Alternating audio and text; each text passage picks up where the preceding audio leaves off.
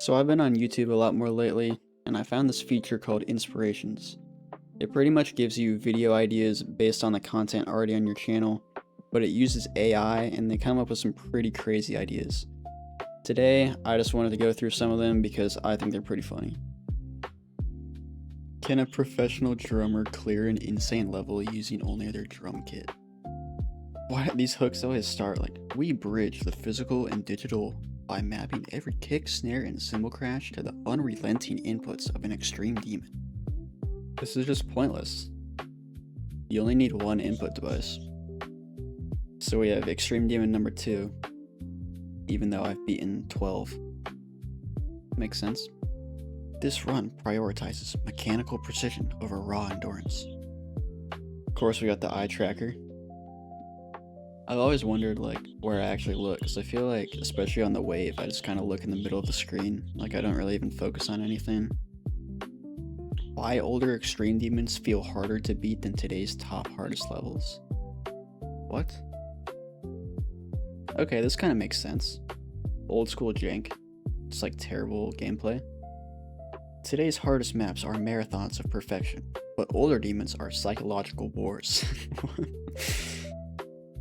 Can a professional pianist learn the rhythm of Acheron without looking at the screen? There's no way. Today, I'm attempting to conquer Acheron's frame-perfect inputs completely blindfolded. I feel like that's impossible. No way.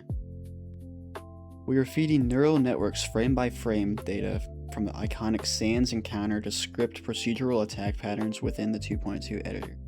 By bypassing manual triggers for AI-generated physics, we can replicate complex bone gap collisions and blue-steel gravity shifts, pushing the technical limits of Geometry Dash-based boss fights beyond previous Extreme Demon standards. You'll have to ask Sputniks how to do that. I have no idea. Is Geometry Dash possible on a smartwatch using only one hand? I could try this. I have a watch with a touchscreen. We pit the precision of Extreme Demon muscle memory against the ergonomic nightmare of a 2-inch screen to determine if high-level Geometry Dash remains playable on a wrist. Dude's got spikes on his wrist. I survived 24 hours inside a virtual reality recreation of the Slaughterhouse level. No, you did not. Nobody's surviving 24 hours inside Slaughterhouse. What is this? Forget everything you know about the hardest levels in the game, because from the inside, Slaughterhouse is a terrifying digital labyrinth. That's crazy. How would you even do that?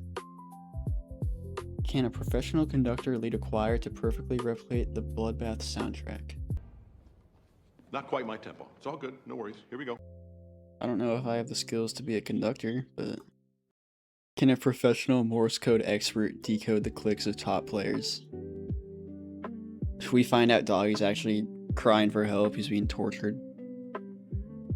That'd be interesting if a level was, actually sending a message through Morse code. Exploring the most remote GeoGuessr locations hidden inside Geometry Dash R levels. Is this, a real thing?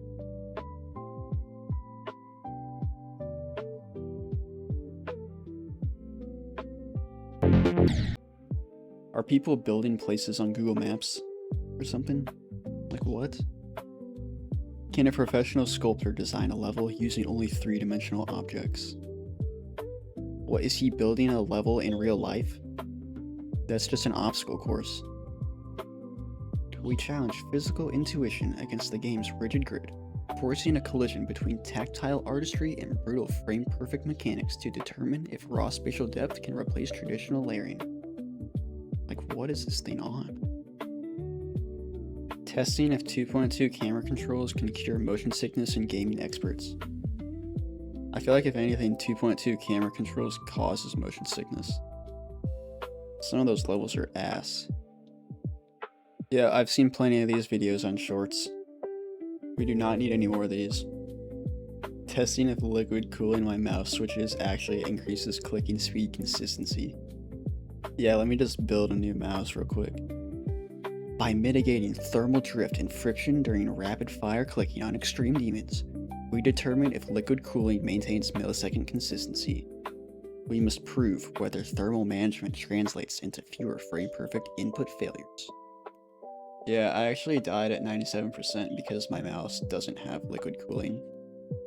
What is this? So we got secret mathematical patterns inside the Geometry Dash official level music. I didn't realize there was a secret mathematical pattern inside Stereo Madness. And then down here it talks about Killbot and Cataclysm. This AI is so stupid. Here's the whole page if anybody was interested.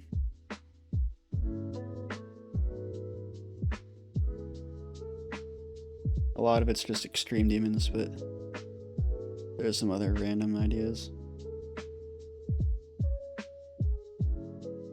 Wait, I didn't even see that. Recreating the Great Wall of China.